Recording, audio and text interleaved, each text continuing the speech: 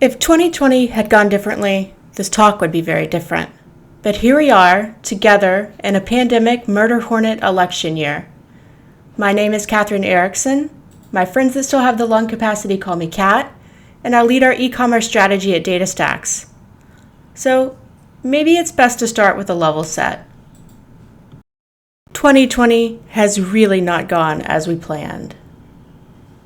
And I'm reminded of a card that I received in graduate school. Although questionable, this quote is often attributed to the British entering World War II. And at the time, I never stopped to think about how my struggles in not having taken enough challenging undergraduate courses and my ever-decreasing propensity for statistics really compared to World War II. All I knew was that I was inspired to keep going, because after reading this card, I knew that stopping no longer made sense. And the unfortunate reality that we're all in is that we are at war. This chart really encompasses the 2020 that I had planned. If you aren't familiar with DataStax, I'll catch you up. We are the vendor behind Apache Cassandra. Cassandra is the most scalable, most powerful NoSQL database. It's the database best suited to become the de facto data plane for cloud-native applications, and our open source community is gearing up for our biggest release in years. We had so many plans.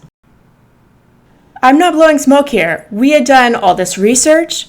We were making this pivot to really show our strengths around cloud-native apps, and we had just gone out and we had surveyed 1,500 developers, and we were starting to get this data back in. And the data that was coming in, it was looking really good. We had bucketed enterprises in terms of maturity for a digital transformation journey that all enterprises are or will go through. And the data said that we had gotten it right. 30% of the winners were already using our database, and more than 80% were expected to. We just needed to get the rest of the data in and get the story out. And then coronavirus happened. At this point, there are really two directions that we could take this talk.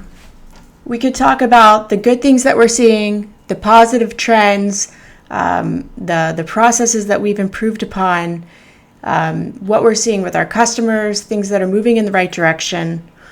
Or we could talk about the reality that we all know, that expansion deals are doing okay, that new logos are more and more difficult, that although the year is shaping up pretty good, it's definitely not exactly as we had planned. And I think the better use of the time is really to talk about the positive trends that we're seeing. In deciding which direction to take this talk, I stumbled upon a quote by Thich Nhat Hanh, and if you're not familiar with Thich Nhat Hanh, Martin Luther King actually nominated him for a Nobel Peace Prize.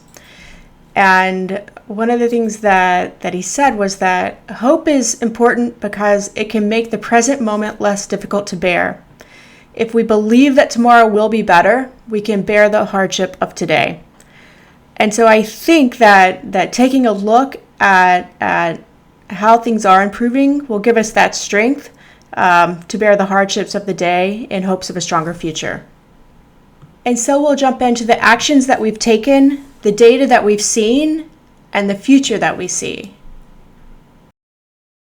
Before we jump in, it's going to be really important to understand how an open source company views itself and its place in the world. Open source is a cooperative, positive-sum game. The more people who play it effectively, positively, collaboratively, the more benefit you get out of it, and no loss is taken. Thomas Jefferson used this to describe knowledge sharing. He said that if we both have candles and I use my candle to light yours, neither is diminished and we both have light. The opposite of a positive-sum game is a negative-sum game. Pollution is a great example of a negative-sum game. The more people who play it, the worse everything gets. Markets that play negative-sum games end up shrinking or dying. If every player in a market slings fear, uncertainty, and doubt, that market will pause and it will eventually disappear. Robert Wright is the author of a book called Non-Zero, And the premise of the book is that the history of civilization is a history of positive-sum games played at larger and larger scale. And the question that it explores is, how many people can I call self instead of other? Sam Ramji, the Chief Strategy Officer at DataStax, really tells this narrative in a really beautiful way. And he says that, about 30 years ago, something pretty amazing happened. People that were not in the same family, city-state, nation-state, or company began to contribute to something, and that something was called a project, an open source project. And everyone that was in that project could look around and say, I am like those other people. And in this self-organization of this technical-based sharing of knowledge, a new sense of self that didn't exist in the world before became possible. And just like you would see with a family, chief, chiefdom, tribe, or a sole proprietor starting a company, adding in employees, becoming a multinational corporation, you see the strength in the growth of projects that identify with each other as the same family. And so as an open source company, when we think about helping, when we think about our visions of the future, it often involves playing larger and larger positive-sum games, seeing more and more people, users, companies, and stakeholders as self. A couple times throughout this presentation, I refer to when the pandemic started, and I thought it might be easier just to insert a new slide that explains pandemic time. The DataStax office is closed the week of March 15th and have been closed ever since. And so throughout this presentation, I'm going to use this date to mark the pandemic of our pandemic time. That's when our world changed. When pandemic time started, the first thing that we did was ask ourselves how we could help. A group of field engineers came to us and said so clearly that what we can immediately offer is our expertise. They suggested a program that we now call Keep Calm and Cassandra On, and this program provides completely free assistance for any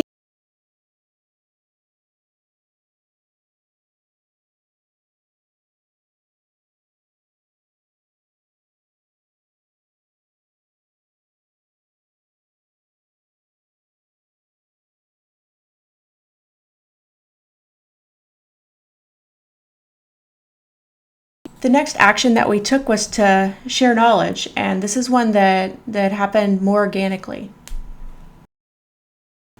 DataStax was founded around having a distributed culture, and we even use the term distributed versus remote. It's a reflection of the distributed database that we work with, and how with the right plan in place, all of these distributed people and ideas can still seem very connected.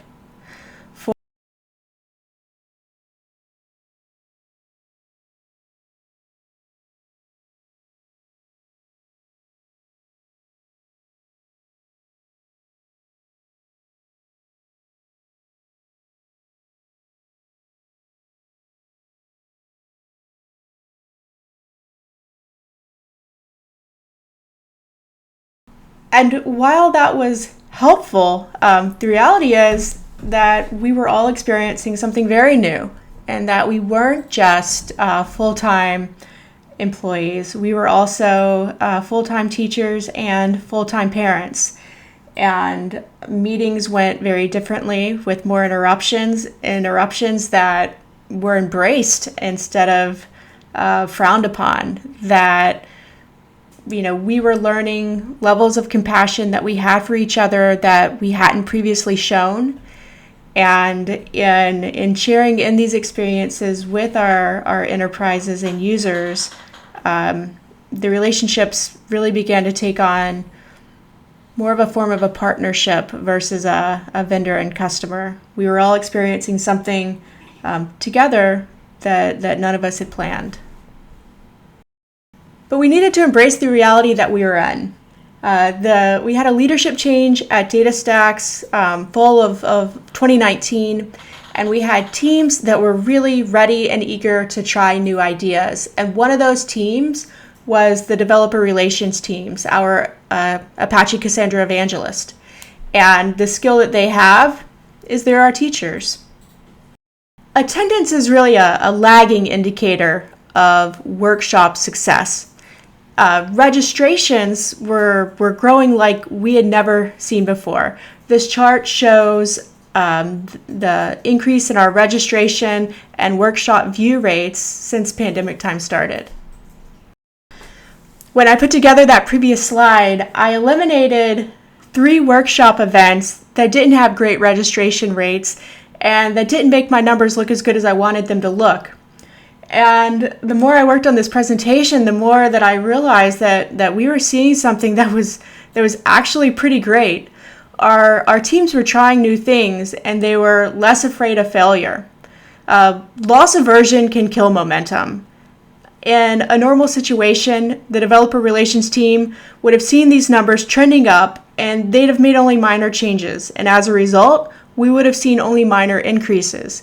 Instead, what we saw was a team that was willing to try new things, see them be less successful, and improve them for much larger overall gains.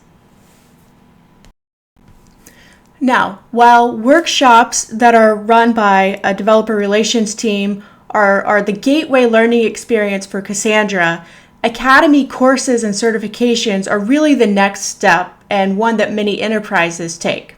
Now, since the pandemic began, we've seen 21,000 courses started, and that's up over 230% from this previous 144 days before pandemic time, but who is counting?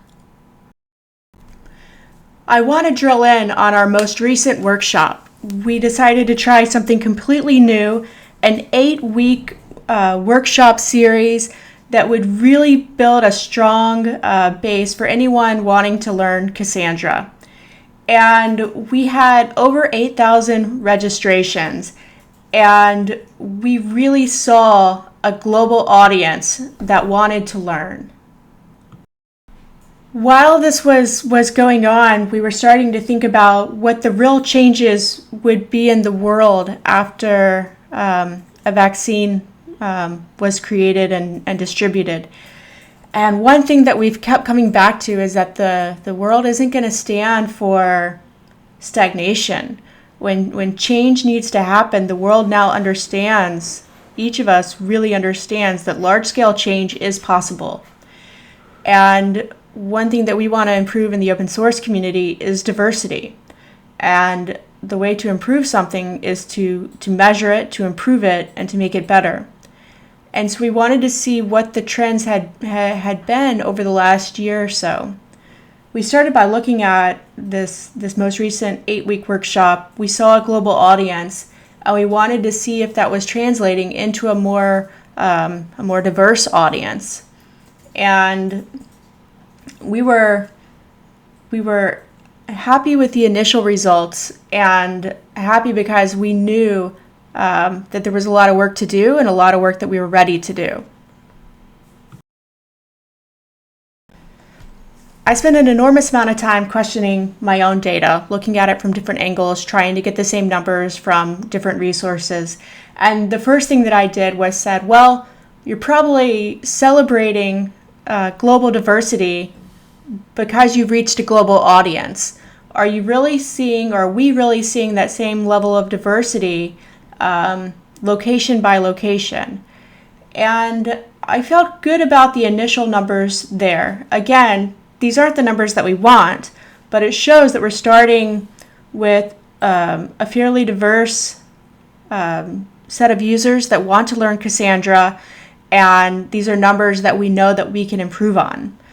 But what we're showing here is that the diversity in the U.S. nearly mirrored the diversity that we are seeing globally.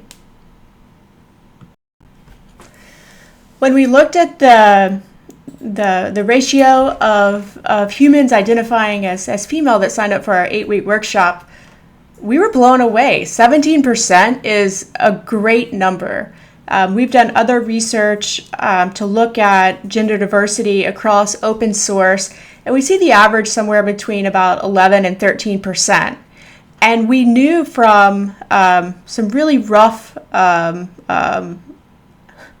non-reliable methods of counting that we used for previous years that we were hovering somewhere between 5 and 10% for people identifying as female. But we knew more concretely that in Q2 of 2020, we had begun to reach upwards of 13%. And in the most recent workshop, now 17%. And we're not trying to, we don't have the data to definitively say how and why we're seeing these increases in numbers. As a woman in tech, I know that meetups are hard with kids, that getting time away comes with a sense of guilt, that skilling up is always compromising something else.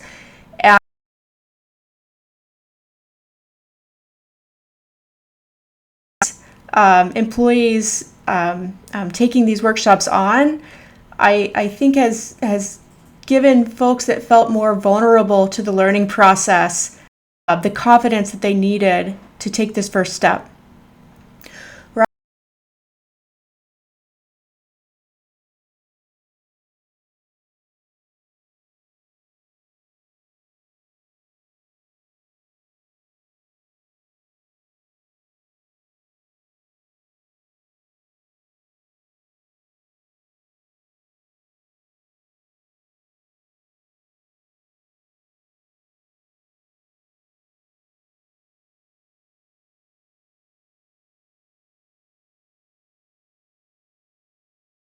Meanwhile, we were seeing that the bets that we had made on a cloud-native future that would require some level of digital transformation by almost every enterprise that we work with may never have been more timely.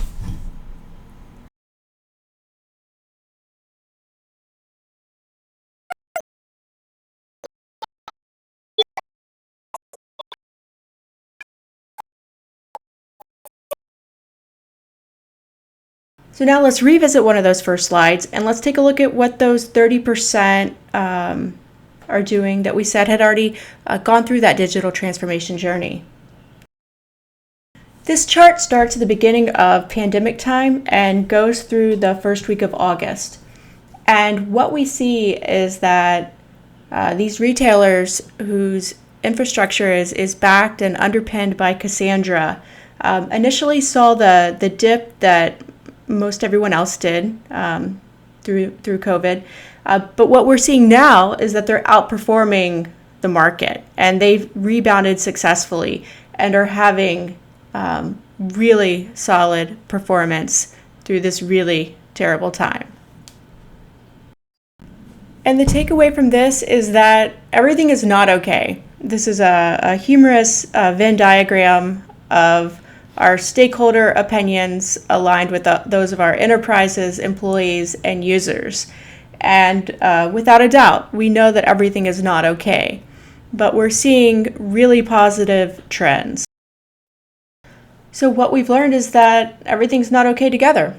It's not okay, but it's not okay together. We've learned to be better partners to our enterprises. We've learned to better serve our users. We've learned to be more compassionate to our employees. And all of these are stakeholders, and stakeholders extends to the community, to other companies contributing to the Cassandra project, to other NoSQL companies and their users as well. That we can learn through this time, and we can grow stronger by working together. When we discussed the math of open source, the first self that we identified beyond ourselves was family. And family is a polity that is built on love. It's not an idea we often associate with business. but it is love, empathy, and compassion for our neighbors that has enabled us to build a stronger arc of our own history. And just as love, empathy, and compassion are leading indicators of success in any family, so will it be for the world that we envision. And Stronger Together is the theme of the last essay that John Lewis wrote, Representative Lewis wrote, that was published in the New York Times, entitled, "Together You Can Redeem the Soul of Our Nation." We've seen in small ways internally and in huge ways around the world that change is possible, large-scale change is possible, and that folks are seeking large-scale change where we previously had not been able to set aside differences to do so. Lewis, in that last essay, said, "Millions of people, motivated simply by human compassion, laid down the burdens of division around the country and the world. You set aside race, class, age, language, and nationality to demand respect for human dignity."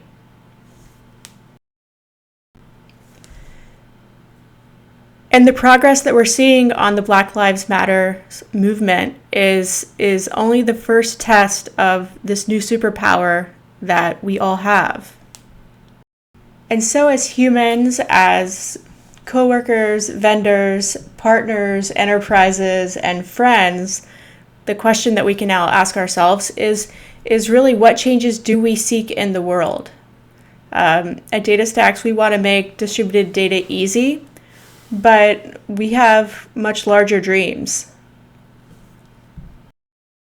So while 2020 can still look like this, how you define the X and Y axis will be very different. And this is the story that we tell in open source every day. We can change the world. So many more people now believe and are practicing just that. And we can only encourage you to find these positive trends through these negative times and carry them forward to build the future that'll be better for the next generations. I really appreciate your time. My coworker Ankit Patel will be up later to talk about Cassandra, all the benefits, why it's such a popular and amazing open source project, and I'd be happy to take any questions that you have around the trends that we're seeing and around how to get involved with any of the things that we've talked about.